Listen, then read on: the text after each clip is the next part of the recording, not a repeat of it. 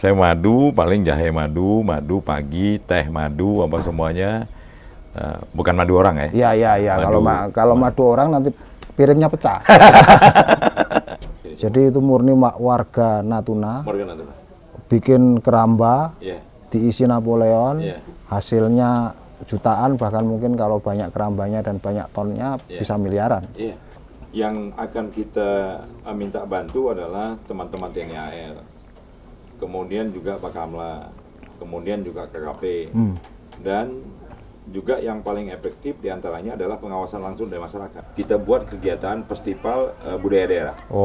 Jadi ada tampilan-tampilan, ada menu, kemudian ada zapin, ada topeng, ada lalang buana. Yang penting yang asli dari daerah ini.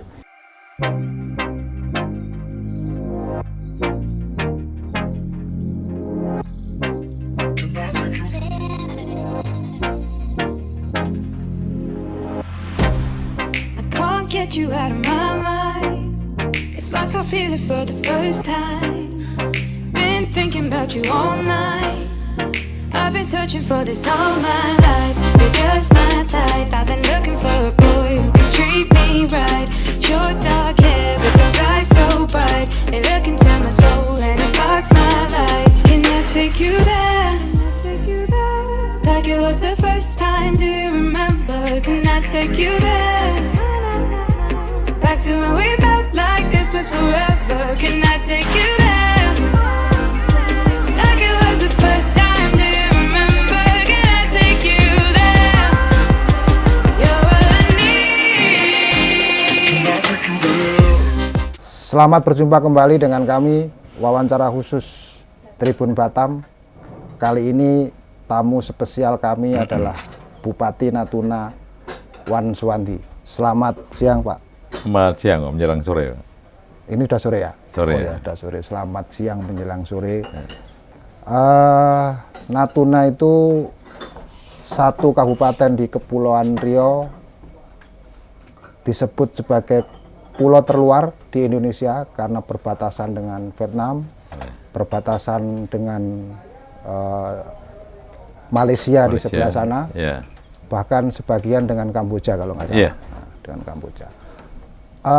Meski begitu, Pak Wan ini bukan kaleng-kaleng karena beliau meniti karir mulai dari paling bawah, mulai dari lurah, sekretaris camat, kepala badan, kepala dinas, sekda, hingga akhirnya menjadi bupati. Bisa diceritakan kenapa karir Pak Wan ini begitu kayak anak tangga yang tidak pernah turun gitu ceritanya? Jadi memang saya sendiri sebetulnya nggak tahu juga. Saya tahu tangga itu setelah saya di atas. Oh gitu ya? Iya. Jadi jalanin aja gitu? Jalani aja gitu. Resepnya apa bisa disebut itu agak ya ikhlas lah, itu kan jalanin profesi dengan apa adanya di birokrasi, mulai dari lurah camat sekretaris kepala dinas itu kan ikhlas. Jadi, resepnya apa itu Pak Wan? Jadi memang yang penting hidup ini kan kita mensyukuri nikmat. Betul. Nah, jadi ketika kita mensyukuri nikmat, maka akan datang nikmat lain. Ya, betul. Yang barangkali memang kita tidak menyangka-nyangka itu akan datang, kayak begitu. Tapi kalau kita tidak mensyukuri nikmat, nah ini yang susah ini. Ya. Nah, contohnya misalkan saya dulu kan pernah ke desa tuh. Ya. Ke desa di sini nih, di tempat Dep Resort ini, di NDR ini, Pempang ini, saya ke desa. Secara manusiawinya, contohnya saya waktu itu kepala desa, jadi kepala desa, terus dipilih masyarakat, dalam pelaksanaan tugas saya ngeluh. Ya. Waduh berat ini kerjaan kepala desa ini, banyak persoalan nih, kira-kira begitu. Nah itu artinya tidak mensyukuri. Ya. Nah, secara manusiawinya, kemudian saya naik lagi ke lurah, seklur, lurah, kita ambil yang besar ini. Lurah, sama juga nih, lurah. Begitu jadi lurah, terus saya ngeluh lagi nih. Ya. Waduh, ini berat segala macam. Nah, kalau bicara manusianya, karena saya pernah di BKD dulu, secara manusianya. Jadi kita ini mau promosi orang, itu kan kita lihat dulu. Kita lihat bahwa dengan eselon 4, menjadi lurah, jadi apa semuanya, dengan pimpinan ngeluh aja kerjanya. Waduh Pak, ini berat nih Pak, kerjaan nih Pak. Ini kayaknya saya nggak sanggup Pak, apa semuanya. Nah, pertimbangan pimpinan, gimana kita mau naik ke eselon 3? Kalau eselon 4 ya udah ngeluh, kira gitu. Betul. Nah, di mata Allah juga begitu. Belum apa-apa kita udah bilang, ya Allah, berat kali kerjaan ini. Nah, Allah berpikir, ini orang kalau kita naikkan jadi eselon 3, ini pasti nggak mampu. Jangan-jangan lebih ngeluh. Nah, boleh lagi. Karena baru pekerjaan yang kita beri sekarang sudah ngeluh ya? Ngeluh terus ya sama kita nih, aduh. Nah, harusnya setiap jenjang jabatan itu yang disampaikan tadi itu lurah, kemudian sekcam, kemudian camat, terus kabak, terus kepala badan, kepala dinas, dispenda. Nah, intinya setiap pekerjaan, setiap jabatan yang kita lalui, ya kita syukuri, kemudian kita jalani aja. Kita jalani, kemudian dengan ikhlas tentunya, ya semampu kita ikhlas lah, semampu kita ikhlas. Dan tidak usah takut. Kadang-kadang kan kita takut. Nah, sebetulnya perasaan takut itu kan hanya was-was saja itu. Was-was. Karena hidup kita ini siapapun orangnya kan sudah dijamin. Allah menjamin di dalam Al-Quran disampaikan bahwa aku akan beri cobaan kepada hambaku, tidak akan pernah melebihi dari batas kemampuan hambaku. Betul. Itu jaminan Allah itu. Jadi kalau kita sudah tahu yang menjamin kita ini bukan manusia dan bukan setan dan jin, tapi yang menjadikan manusia dan jin, ya ngapain kita takut kira-kira begitu. Jadi artinya kalau kita punya cobaan 1 kintal, kekuatan kita pasti sekintal. Iya. Jangan khawatir. Jangan khawatir. Nah, persoalannya kan kita selama ini kan ada yang stres, kemudian ada yang sampai bunuh diri, kemudian ada yang sampai gila, karena dia tidak meyakini dan kurang mengimani bahwa kita sudah dijamin. Sehingga dengan begitu barangkali dia tidak meyakini, yang kedua barangkali juga tidak tahu bahwa dia sudah dijamin barangkali. Nah, makanya yang penting hidup ini adalah, kita harus yakin dan kita harus amalkan. Betul. Yakin dengan ilmu dunia sama, ilmu akhirat sama. Nah, kalau kita ilmu dunia ini mau ilmu kuat misalnya gitu. Nah, ada guru kasih ilmu. Nah, ilmu ini kan harus diamalkan. Betul. Kemudian harus diyakini. Nah, kalau tidak dua hal ini dilakukan, susah, itu nggak akan masuk. Kalau ilmu tanpa diamalkan itu kayak pohon tidak pernah berbuah. Iya, betul itu. Tidak pernah. Iya. Baik Pak Wan, ini kan karir di birokrasi dan politik kan terbilang lengkap, dari lurah sampai dengan sekarang di bupati. Bisa diceritakan nggak, paling susah itu saat jabat apa? Paling susah itu saat dapat masalah ya. Dan paling banyak masalahnya itu ketika jadi lurah apa jadi bupati? Tentu jadi bupati. Jadi bupati ya. Karena semua masalah yang ada di kabupaten itu ya di bupati. Itu paling banyak masalahnya. Tapi yang paling senang juga di bupati. Gitu ya. Karena kesenangan semua itu ya berpuncak di bupati itu. Jadi kan berimbang juga itu. Ya, jadi kalau tidak siap dengan ketidaksenangan dan masalah, jangan coba-coba. Jangan coba-coba. Karena masalah seluruh kabupaten ini ada di bupati. Seluruh kesenangan juga ada di bupati. Ada di bupati. Baik Pak Wan.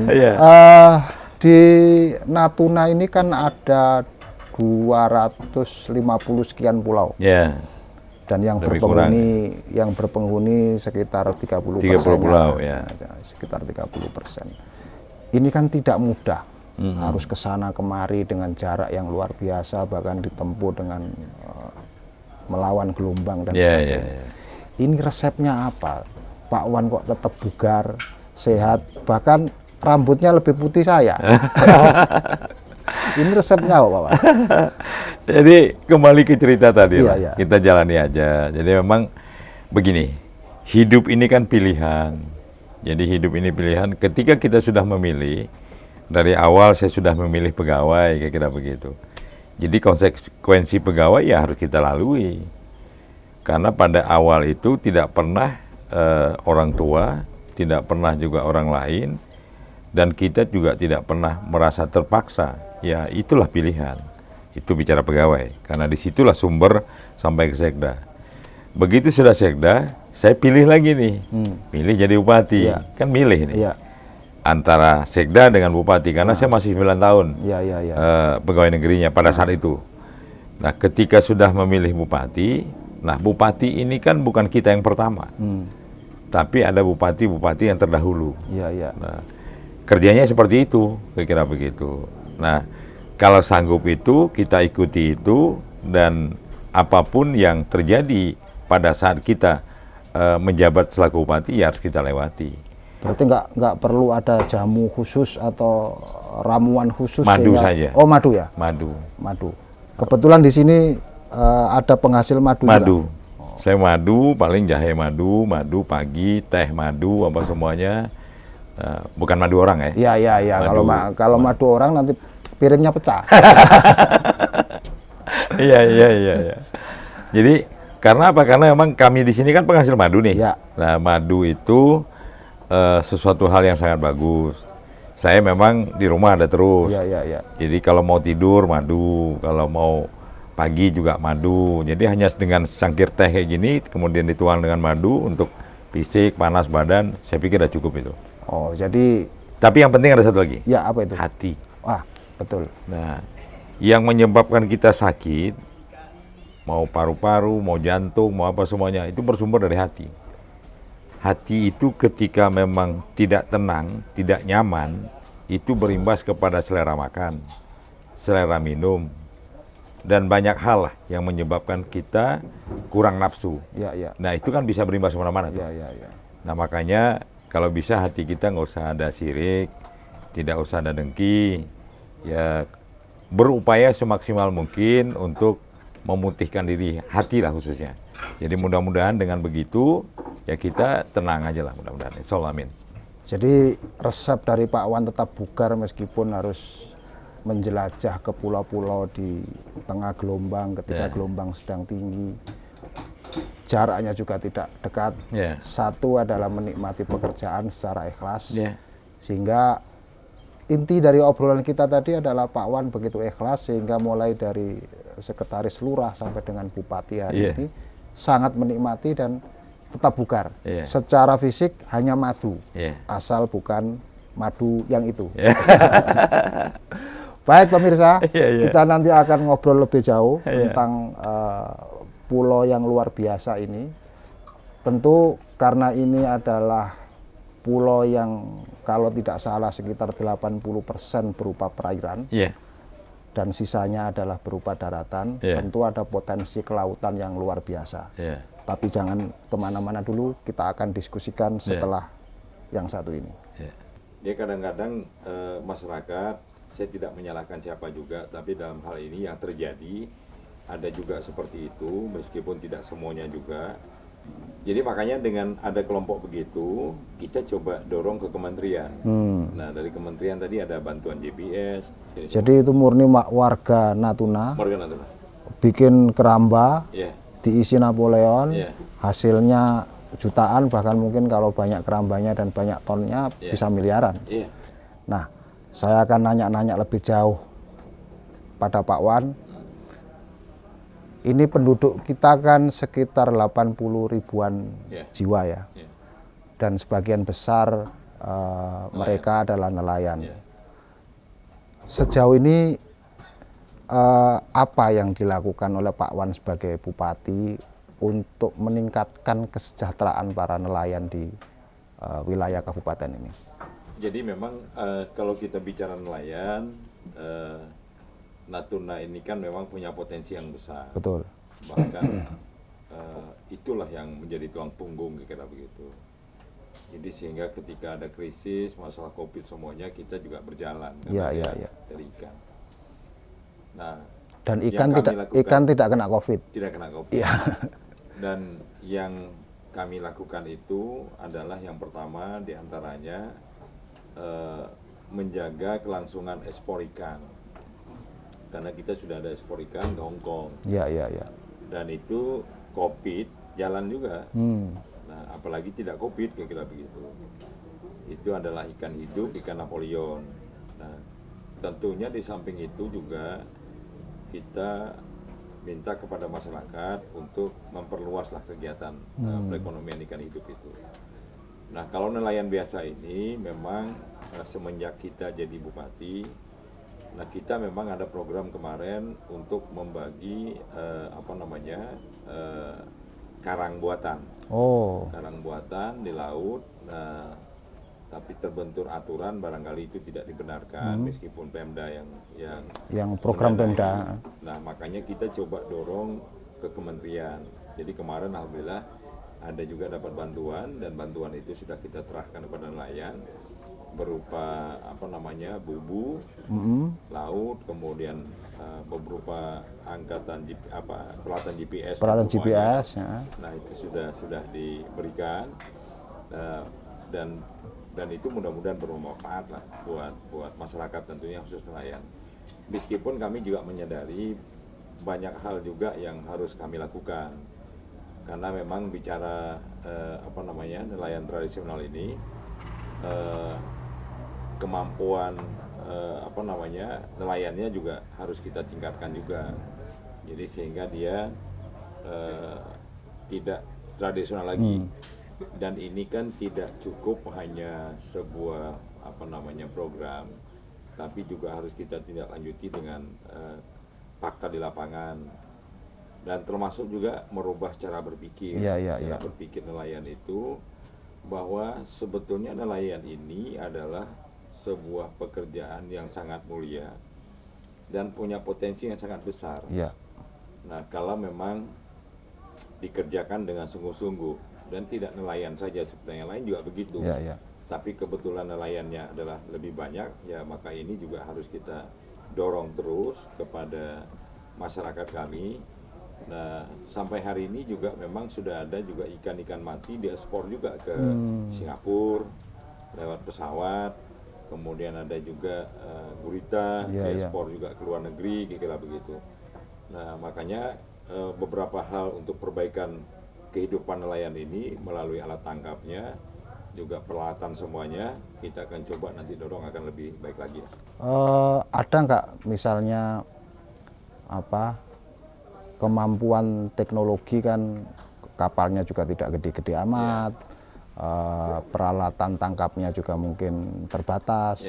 Ada nggak upaya misalnya kawan-kawan nelayan di pulau ini itu kemudian mencoba untuk berkelompok dan sehingga ada peningkatan modal bersama gitu? Ada nggak upaya-upaya begitu, koperasi kah atau apa bentuknya kayak begitu? Ya ada. Jadi memang kita coba dorong, karena begini, bantuan dari kementerian itu biasanya dia tidak per individu. Tapi dia biasanya kelompok nelayan. Nah, makanya kita coba kelompok nelayan yang mau kita bangun dan mau kita dorong itu adalah benar-benar nelayan. Dia kadang-kadang masyarakat, saya tidak menyalahkan siapa juga, tapi dalam hal ini yang terjadi ada juga seperti itu, meskipun tidak semuanya juga. Ada yang petani tapi dia selaku nelayan, begitu. Nah, tapi yang betul-betul yang memang murni nelayan, jadi sehingga dia tidak mengganggu yang nelayan yang sesungguhnya ini, yang mestinya dapat, tapi kepada yang tidak, nelayan yang murni. Gitu. Nah, caranya seperti apa? Caranya Dinas Perikanan menginventaris segala bentuk nelayan yang ada di Kabupaten Natuna, kemudian nanti bisa dibuat kelompok, kemudian dari kelompok itu nanti akan terbentuk sebuah kelembagaan yang resmi, dan itu pun sudah ada itu. Sudah ada. Dan ada program-program dari pemerintah dalam ini Dinas Perikanan. Nah, jadi makanya dengan ada kelompok begitu, kita coba dorong ke kementerian. Nah, dari kementerian tadi ada bantuan GPS, ada bantuan bubu, kemudian ada beberapa hal-hal lain lah yang berkaitan dengan nelayan. Nah, ini diserahkan pada kelompok, kepada yang mudah-mudahan tepat sasaran lah. Selain nelayan tangkap di Pulau Natuna ini juga terkenal dengan nelayan budidaya, utamanya ikan yang sangat mahal. Saya juga belum pernah makan, karena mahal. Yakni Napoleon. Bisa cerita Pak, gimana ini perkembangan dari nelayan budidaya di pulau ini? Jadi memang kita kan ada kecamatan yang di luar kan ada Selasan, kemudian Subi, ya. Terus Midai, Sedanau, Pulau Laut, dan Pulau Tiga. Nah ini rata-rata nelayan budidaya. Jadi dibuat keramba. Ya, kemudian diternak semuanya. Nah makanya pada saat tertentu sudah berapa waktu yang begitu lama, sekitar 2 atau 3 tahun, sudah bisa diekspor. Dan itu sebulan sekitar 2 kali. Sekitar 2 kali itu rata-rata berapa ton? Data detailnya memang di dinas ya. Dinas yang terkait. Karena kita tidak punya kewenangan itu. Oh. Karena dia ekspornya di laut. Iya. Jadi makanya data detailnya di perikanan ada. Tapi sekitar setahu saya sekitar lebih kurang 1.000 ton lah. Nah, setahun. Nah, tapi data bisa berkurang. Nah, itu tergantung juga memang ketersediaan ikannya lah. Itu yang selama ini para nelayan yang bikin kerambah itu orang setempat atau orang yang punya modal di luar sana datang ke sini atau gimana? Orang sini semua. Orang sini ya? Orang sini semua. Jadi itu murni warga Natuna. Warga Natuna. Bikin keramba, diisi Napoleon, hasilnya jutaan, bahkan mungkin kalau banyak kerambanya dan banyak tonnya bisa miliaran. Dan itu sudah banyak warga? Sudah puluhan tahun itu. Nah yang diekspor itu ke Hong Kong. Hong Kong ya? Selain Napoleon, kerapu? Kerapu juga. Kalau soal transfer teknologinya itu ada upaya-upaya penelitian lebih lanjut dari dinas terkait atau dari kementerian sehingga itu 2 tahun kan Napoleon tuh bisa lebih cepat atau bagaimana gitu, ada upaya itu nggak dari memang sejauh ini tidak yang dilakukan itu adalah ternak biasa aja. Ternak kadang-kadang kemarin kan bibitnya dari Jawa juga tuh. Oh gitu. Atau dari Bali atau dari mana kan. Nah, tapi ada juga yang sebagian sudah bibitan di sini. Ada juga yang ngambilnya dari anak-anak, baru dibesarkan, baru nanti dijual. Itu secara ekonomi dibanding dengan nelayan tangkap yang jumlahnya pasti lebih banyak ya. Secara ekonomi lebih menguntungkan mana? Ikan ekspor. Napoleon ya? Napoleon. Tapi memang modal juga besar. Oh gitu ya? Iya. Bikin waringnya berapa, keramba kan.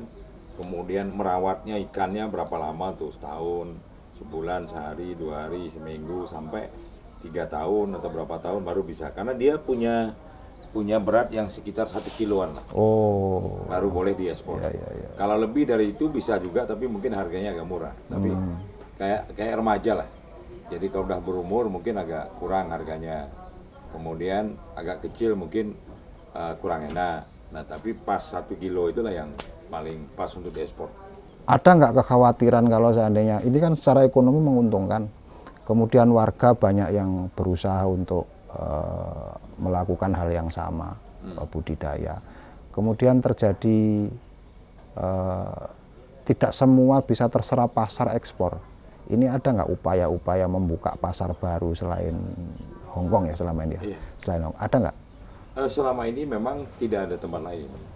Kita masih tetap sama Hong Kong dan kebutuhan di Hong Kong itu masih kurang. Oh masih kurang ya? Masih kurang. Oh. Nah yang kurang itu daya angkut kita. Oh. Daya angkut karena kapal satu ya sebulan bisa 2 kali, itu satu. Yang kedua juga di batas kota oleh pemerintah itu 1 tahun itu berapa ton kira-kira begitu. Oh gitu. Jadi ada batasannya juga.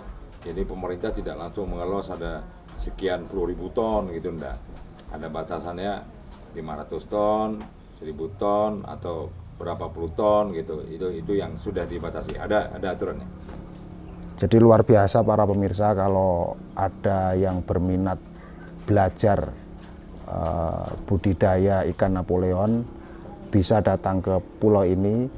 Belajar mungkin bisa diterapkan di daerah lain karena Hong Kong masih butuh. Masih. Datang aja pada Pak Wan, nanti diajari caranya gimana. Iya. Baik, setelah ini kita akan ngomong lebih jauh soal perikanan, tapi kita jeda setelah yang satu ini. Ya, ya. Jadi pihak perusahaan sudah mengajukan ke Kementerian LHK Pemanfaatan lahan. untuk pelepasan haknya, pemanfaatan lahannya untuk dijadikan pabrik, kira-kira begitu. 100 kapal itu 100 kapal dengan 20 ABK itu 2000. 2000 itu setara dengan 2000 manusia, itu setara dengan warga 2 desa. Iya. Pemirsa, kita berjumpa kembali di segmen ketiga. Setelah kita ngobrol-ngobrol soal nelayan tradisional di wilayah Kabupaten Natuna, kita akan ngobrol lebih lanjut terkait dengan pengembangan perikanan di wilayah ini.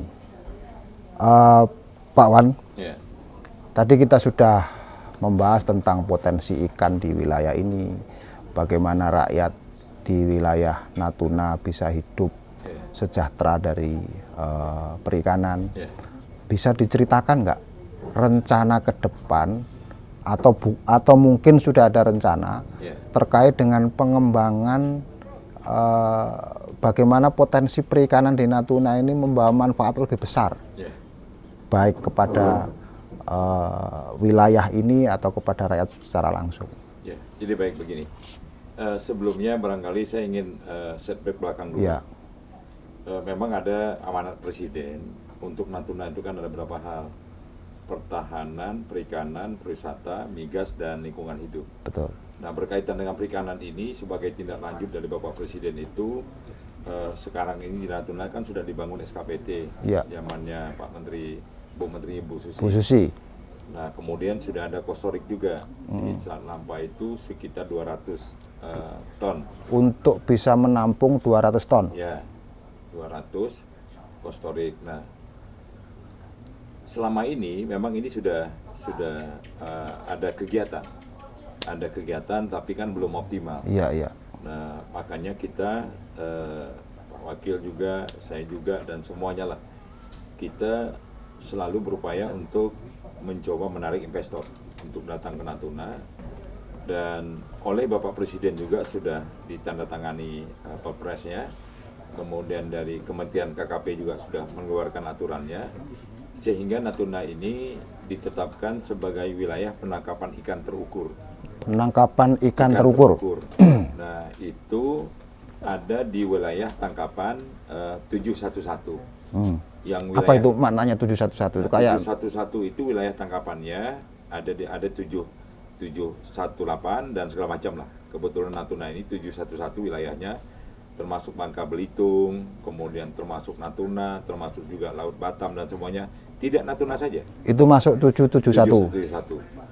Nah, oleh pemerintah pusat untuk bagi pemenang usahanya yang mendapat lelang wilayah 711 itu ditunjuk Natuna sebagai tempat pangkalannya. Nah, makanya sekarang ini prosesnya kemarin teman-teman yang sudah mengantongi izin lelang barangkali sudah selesai, prosesnya sudah dikantongi. Itu di pusat? Di pusat. Kementerian KKP. Ya. Nah, itu rencananya kan mau buat pabrik pengalengan ikan.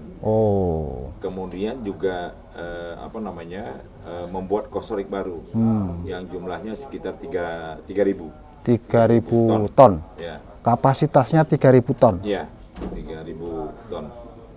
1.500 berarti 3.000.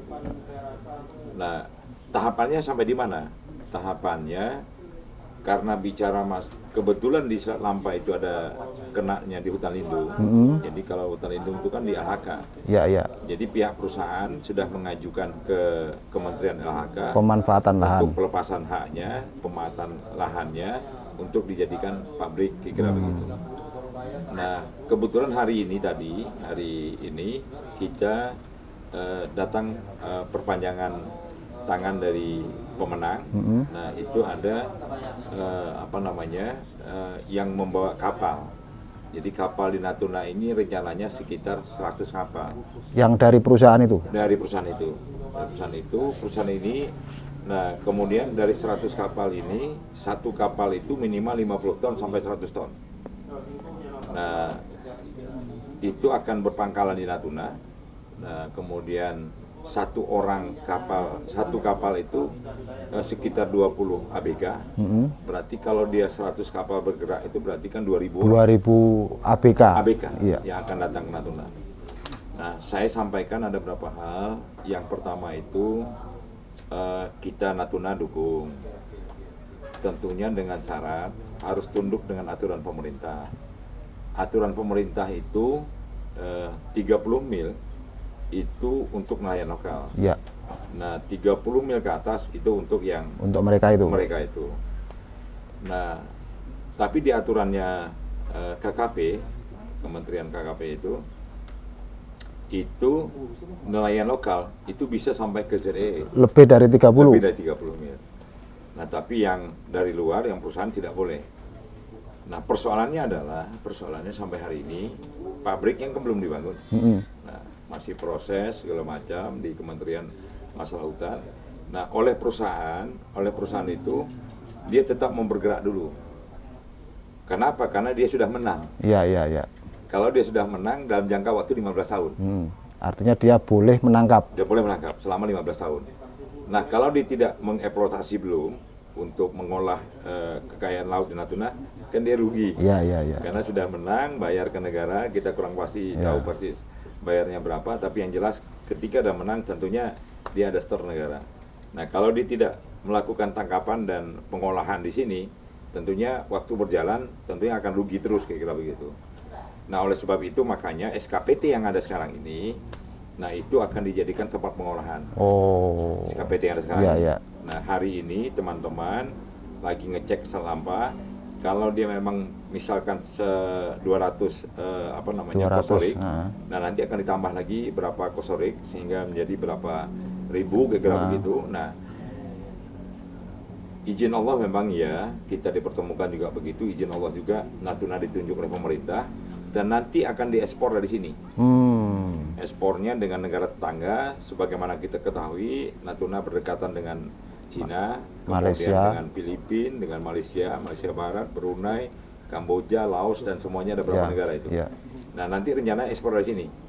Nah, dari tempatnya kosorik ini, nah itu ikannya kan ada tidak dikirim seutuhnya, ada kepalanya dibuang, kemudian ada beberapa hal. Nah, ini juga peluang pekerjaan. Saya sampaikan kalau pabrik berapa jumlah tenaga kerja yang dibutuhkan. Jadi kata beliau, teman-teman, ya sekitar 600 orang lah. 600 orang. Dan itu tenaga lokal. Tenaga lokal. Tenaga dari Natuna. Saya minta memang diprioritaskan di Natuna lah, orang Natuna ini. Yang sejauh memang pekerjaannya bisa dilakukan. Kan ada beberapa pemilihan pekerjaan. Ya. Nah, yang bisa kita lakukan ya kita akan coba dorong ya teman-teman, saudara, kawan dari Natuna lah. Ya paling enggak yang bukan tenaga ahlinya lah. Kalau tenaga ahlinya kan butuh spesifikasi tertentu. Ya. Dan tentunya harapannya nanti juga yang ikan lokal selama ini masyarakat tradisional. Yang hasil tangkapan nelayan tradisional. Ya, kalau memang cocok harganya, ya nggak payah-payah lagi kirim, tapi kita langsung pabrik kira-kira begitu. Karena sudah ada tampungannya. Tampungannya. Mudah-mudahan insya Allah, amin. Terkait dengan hadirnya investor 100 kapal, ini kan tidak sedikit ya. Untuk memastikan bahwa nelayan tradisional tetap bisa beroperasi di 30 mil, itu kan mereka tidak boleh masuk. Itu akan seperti apa teknik kontrolnya, pengawasannya? Ya, memang nanti yang akan kita minta bantu adalah teman-teman TNI AL, kemudian juga Bakamla, kemudian juga KKP, dan juga yang paling efektif diantaranya adalah pengawasan langsung dari masyarakat. Nah, agar nanti sesuai dengan izin yang diperoleh dan izin tangkapannya. Nah, makanya kita kontrol bersama-sama lah. Jadi nelayan di wilayah Natuna, nelayan tradisional tidak perlu resah, karena investor ini tidak akan menyentuh 30 mil. Kalau ada yang menyentuh 30 mil, datang ke Pak Wan, laporkan, Pak Wan akan menjewer. Kita sama-sama. Kita akan sama-sama mengawasi. Ini perusahaan. Jadi kalau ada hal seperti itu, kita tinggal bilang perusahaan aja. Dan karena ini perusahaan yang tanggung jawab jelas, merek kapalnya juga jelas, saya kira ngontrolnya juga tidak terlalu sulit. Sehingga dengan begitu kawan-kawan nelayan tradisional di Pulau Natuna tidak perlu khawatir akan terjadi pengambil alian wilayah tangkap, karena mereka ada wilayah sendiri. Bahkan tetap kalau kapalnya memenuhi, punya keberanian, punya fasilitas, kawan-kawan nelayan tradisional bisa lebih dari 30 mil dan tidak dilarang. Jadi ini saya kira kabar sangat baik untuk masyarakat Natuna. Terakhir, manfaat langsung terhadap pemerintah Kabupaten Natuna terhadap kehadiran investor ini apa? Jadi begini, Undang-Undang 23/2014 itu kan kita tidak punya wewenang di laut. Ya. Nah, tapi ketika dia mendarat di daratan, punya pabrik di darat, punya pengemasan di darat. Nah, kemudian baru diekspor. Nah, ini kita bisa untuk pungut retribusi untuk menambah PAD daerah. Artinya dan kalau sesuai dengan Perda sekitar 5%. 5% dari sekian ratus bahkan ribu ton. Ini bukan angka main-main. Dan ada lagi yang lebih baik yang kita dengar itu adalah teman-teman dari Pati dari Jawa ini untuk logistik dia tidak pulang ke Jawa. Karena hitungannya kalau pulang ke Jawa itu kan sekitar 14 hari. Dan rugi bensin, berapa, hanya sekedar untuk mengisi logistik. Makanya teman-teman berharap pemerintah Natuna melalui pengusaha-pengusaha yang terkait tentunya bisa menyiapkan barangkali kayak air bersih. Nah, itu berapa ton, kemudian sayurnya berapa, kemudian hal-hal lain berapa. Nah, saya yakin kalau ini berjalan, ya mudah-mudahan nanti secara tidak langsung berimbas kepada beberapa persoalan, termasuk petaninya, termasuk juga masyarakatnya yang belum punya pekerjaan, dan beberapa hal lah yang punya kaitan dengan itu. Jadi ini saya kira kabar luar biasa, karena tidak hanya terkait dengan perikanan, ternyata tidak hanya terkait dengan perikanan. Warga Natuna yang punya keahlian bercocok tanam bisa mulai mengembangkan sayuran, bisa mengembangkan tahu tempe mungkin, karena 100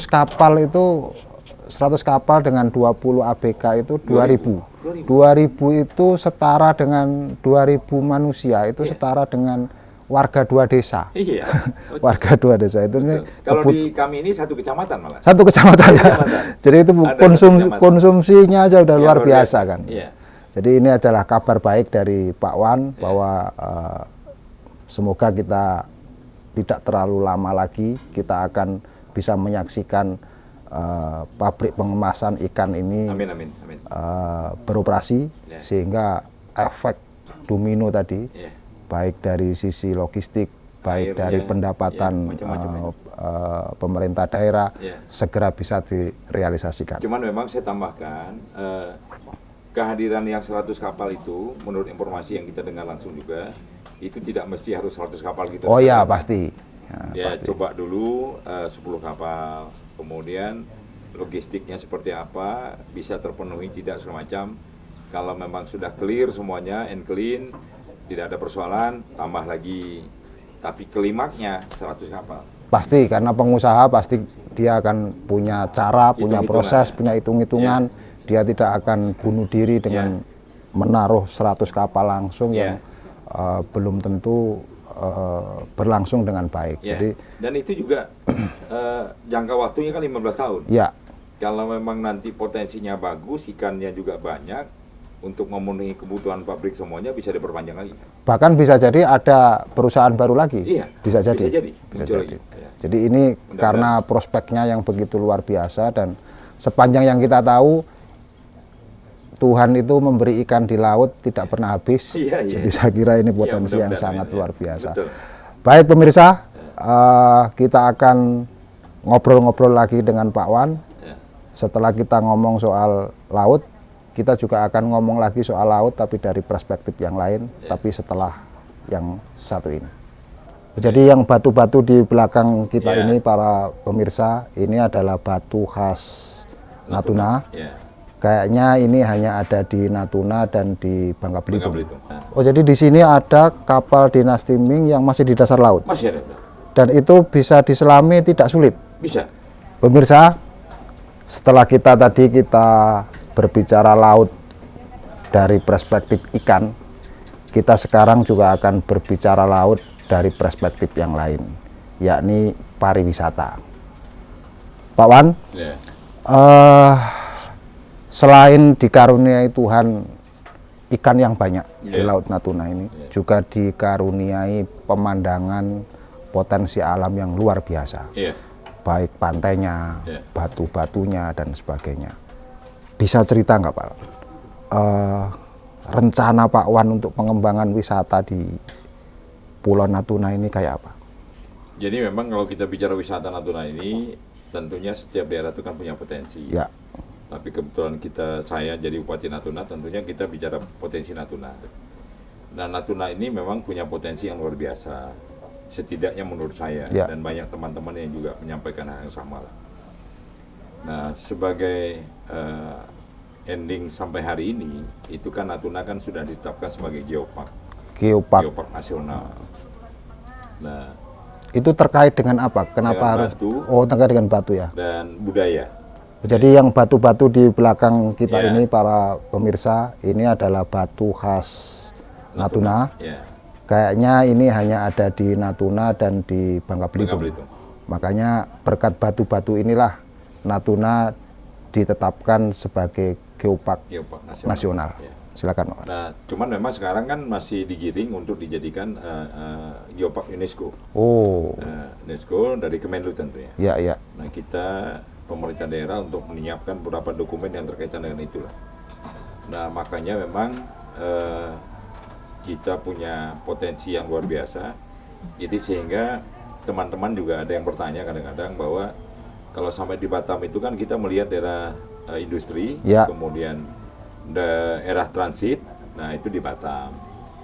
Kemudian ketika mau lihat wisata sejarah kerajaan, itu kan di Lingga. Di Lingga, betul. Kemudian ketika mau lihat wisatanya religi, itu kan Tanjung Pinang. Di Pinang, di Penyengat. Mau lihat geopark Natuna, kira begitu. Nah, cuma memang kita tidak hanya menyuguhkan batu-batu saja. Karena memang di Natuna ini kan punya potensi yang lain. Di antaranya adalah untuk diving bisa. Kemudian ada juga penyelaman kapal-kapal zaman kerajaan dinasti Ming ada. Oh, jadi di sini ada kapal dinasti Ming yang masih di dasar laut. Masih ada. Dan itu bisa diselami tidak sulit. Bisa. Maksudnya kalau saya sebagai penyelam pemula, itu turun bisa. Luar biasa. Karena tidak terlalu dalam lah. Ya. 20 meter atau 20 meter gitu kan. Nah, kemudian ada juga kapal kemarin yang kapal pernah dinaiki oleh Pak Bung Hatta. Itu ada juga tenggelam di sini. Ya. Nah, ini kan sejarah-sejarah yang perlu dipertahankan, kemudian dilestarikan dan menjadi objek wisata, kira-kira begitu. Nah, di samping memang juga di Natuna ini ada beberapa kebudayaan dan budaya seni daerah. Nah, itu makanya kita pemerintah daerah dalam rangka mendukung wisata ini, setiap malam minggu itu kita buat kegiatan festival budaya daerah. Jadi ada tampilan-tampilan, ada menu, kemudian ada zapin, ada topeng, ada lalang buana. Yang penting yang asli dari daerah ini. Dan itu juga tidak hanya sebatas itu, bisa juga kuda lumping, bisa juga reo, bisa juga barongsai. Jadi artinya adalah kita mencoba mengakomodir semua budaya yang berada di Natuna. Jadi sehingga tidak merasa diasingkan, disisihkan, termarginalkan, tapi kita bersama-sama dalam waktu tentunya yang berbeda-beda, malam minggu ini, malam minggu depan, malam minggu berikutnya, dan terus saja. Karena apa? Karena ketika misalkan orang datang nginap di Dep Resort, nah kemudian ketika orang datang di Jita Siyuba, itu kan bintang 5, kemudian ada juga orang di Lepstone. Nah, nanti pas malam minggu dia bisa ngelihat itu, kira-kira begitu. Dan memang wisata Natuna ini, dan di mana-mana lah, tapi termasuk Natuna, memang sudah mulai berkembang. Dulunya resortnya nggak ada ini. Dulu tuh yang ada resortnya, satu-satunya resort itu Lepstone. Sebelah ini. Sebelah, betul, sebelah. Kemudian berjalannya waktu ada Dep Resort. Berjalannya waktu ada Jita Siyuba. berjalannya waktu mudah-mudahan ada yang lain lah, kelanjutan. Nah makanya dengan beberapa hal yang saya sampaikan tadi, termasuk pengembangan perikanan, kemudian penambahan TNI, kemudian ya mudah-mudahan tambang juga berjalan, ada manajernya, ada apa semuanya. Nah ini kan butuh transportasi yang lancar dengan harga murah kira-kira. Betul. Ini saya lihat dari Batam aja hari ini masih 2 juta lebih. 2 juta lebih. Itu sama dengan kalau saya terbang dari Jakarta menuju ke Hong Kong kira-kira. Iya. Betul. Iya. Jadi makanya kita kepinginnya tempat wisata sudah ada, penginapan sudah ada, dan semua juga ada yacht juga, yacht dari kapal-kapal luar negeri ada berapa belas negara. Nah itu setiap tahun juga mampir di sini. Nah ini kan potensi-potensi wisata yang sudah ada, tinggal dikemas bagaimana ke depannya lebih bagus lagi. Di antaranya misalkan karena ada kapal yacht, tentunya pelabuhan marina. Betul. Dan ada pendukung-pendukung lain, kira-kira begitu. Nah secara pemerintah kita, APBD kan tidak mungkin kali itu. Iya. Nah makanya kita dalam konteks untuk mengembangkan Natuna ini, baik itu wisatanya, baik itu pertahanannya, baik itu perikanan dan semuanya, mau buat pabrik, mau buat apa, ada infrastruktur yang mendasar yang harus kita penuhi. Ya listrik, kemudian air, kemudian juga telekomunikasi, kemudian jalan yang bagus, kemudian pesawat yang murah, kira-kira begitu. Iya. Nah kemudian termasuk tempat rumah sakit yang memadai. Kalau nanti terjadi apa-apa wisata ke sini, kalau berobatnya harus terbang ke Batam kan berapa waktu, kira-kira begitu. Nah ini makanya fasilitas-fasilitas mendasar ini juga harus kami penuhi. Dan saya kira untuk memenuhi sejumlah fasilitas tadi, kayaknya kalau diserahkan sepenuhnya kepada pemerintah kabupaten, duitnya nggak cukup. Nggak cukup dan nggak punya kemampuan. Iya. Nah, oleh sebab itu makanya kita doronglah kepada kementerian terkait tentunya, dan alhamdulillah sudah dibantu. Dan mudah-mudahan ke depan nanti akan dibantu terus lah. Bicara PLN juga sudah dibantu, dan mudah-mudahan kekurangan nanti dibantu lagi, kira-kira begitu. Bicara air juga kita di Natuna, ibu kota kabupaten khususnya. Nah, itu kan kalau panas 2 minggu sudah kering.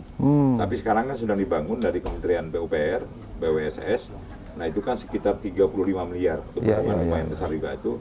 Nah bendungan itu bisa mengalirkan untuk kebutuhan air. Nah kemudian di daerah kita nih, Sepempang nih, ada di daerah air Tinggung namanya, itu juga akan dibangun bendungan.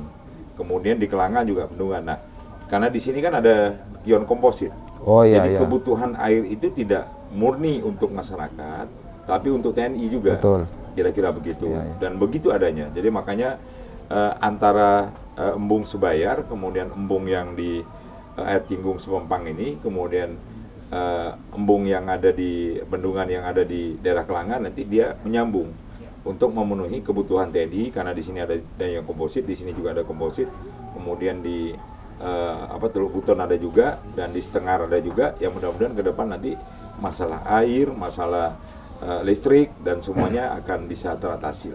Jadi warga di seluruh Indonesia, bahkan di dunia, saya kira tidak perlu khawatir untuk datang ke Natuna, karena pemerintah pusat berdasarkan cerita dari Pak Wan tadi sudah sangat all out untuk membantu semua fasilitas yang ada.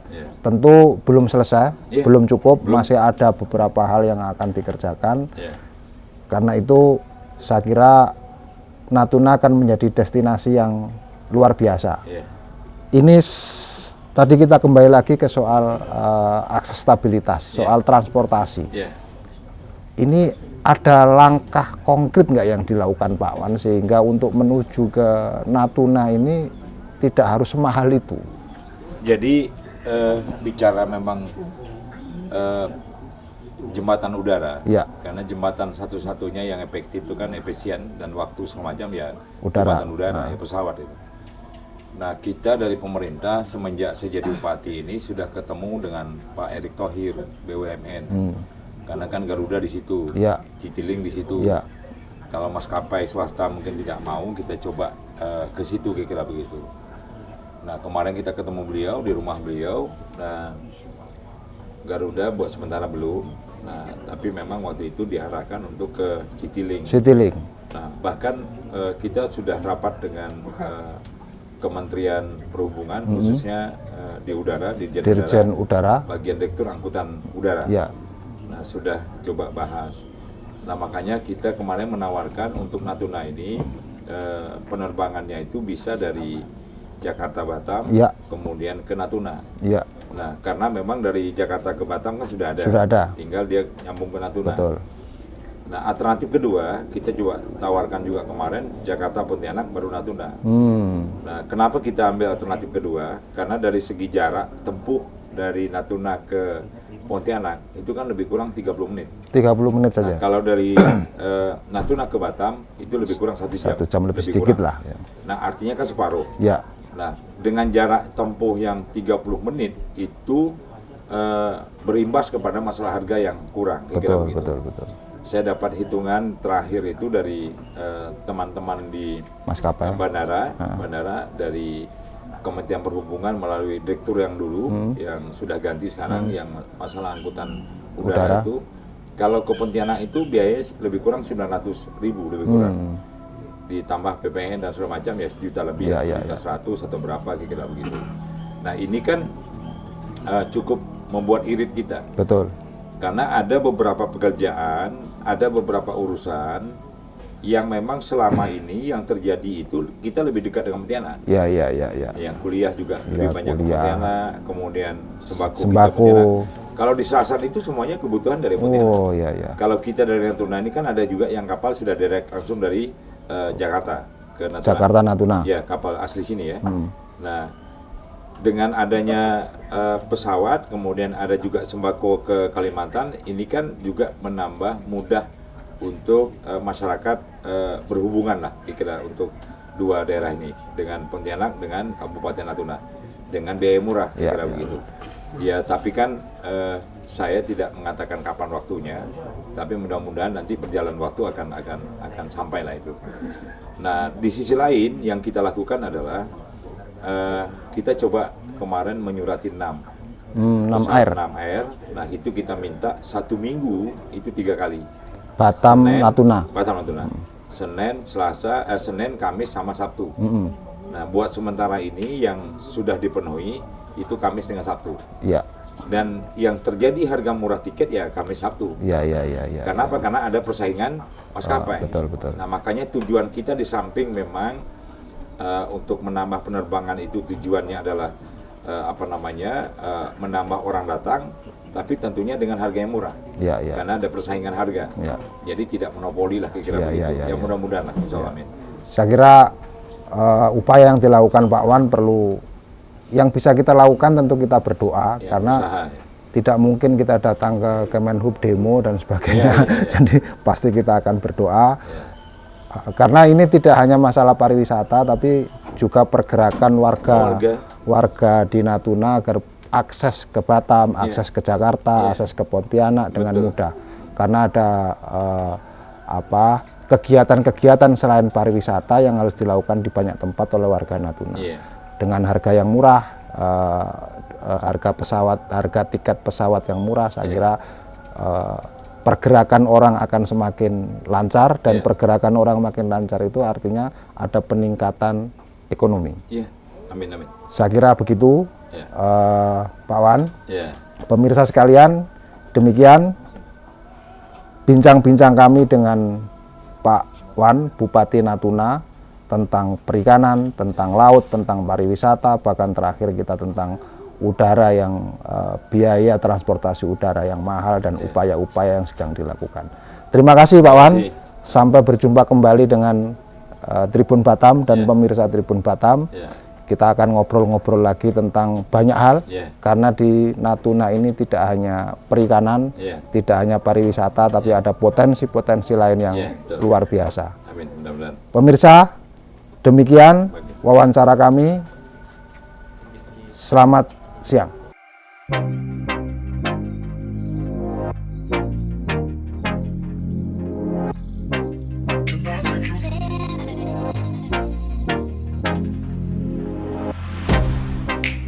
Get you out of my mind. It's It's like I feel it for the first time. Been thinking about you all night. I've been searching for this all my life. You're just my type. I've been looking for a boy who can treat me right. Your dark hair with those eyes so bright. They look into my soul and it sparks my life. Can I take you there? Like it was the first time, do you remember? Can I take you there? Back to when we felt like this was forever.